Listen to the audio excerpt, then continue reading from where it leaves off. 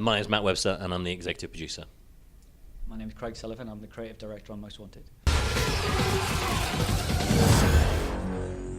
I think for me, the most exciting thing about how the game progresses is that it's different for everybody. So my first hour is going to be different from Craig's first hour because I'm better. that may be true. You may believe that. It's not true. Because the cars are open, because the game is open. We think open world, open game. So one of the things that we've talked about is if you can find it, you can drive it. So we love that because it just means that you get to play the game how you want to play it, as opposed to most games, you get to play the game that the creators author for you. The comparison you talk about there, 10 hours, 20 hours in, obviously there's a progression in difficulty that comes with you're going to get better at the game, so the AI that you're racing against in whatever car you're in is going to get better and give you more of a competition. But that first 5 minutes, that first 30 minutes is going to be very different. We start you in the same car, and that's where all similarities to every other racing game change.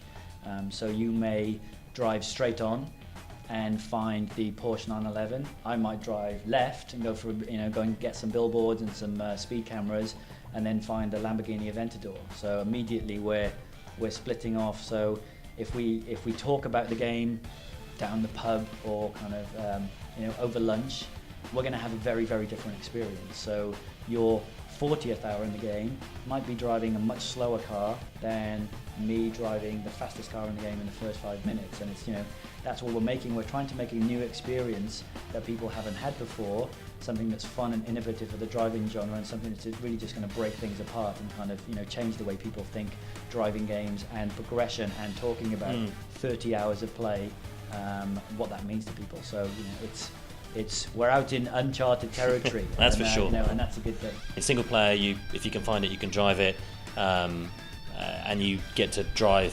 You get the mods for winning races. In multiplayer, you start in a particular car and you earn cars as you reach particular speed levels, and you get awarded mods as you do particular milestones in those vehicles. So it's a slightly different progression. It's loosely based on what you get to see in shooters, where if you play the single player game, you get to experience many different weapons, for example. But in the multiplayer game, you've got a longer play to in order to be able to level up. Speed points are roughly analogous to XP in different games. The great thing though is that the speed points that you earn in single player will map to multiplayer as well. So the time you put into single player will also accelerate you up through the speed levels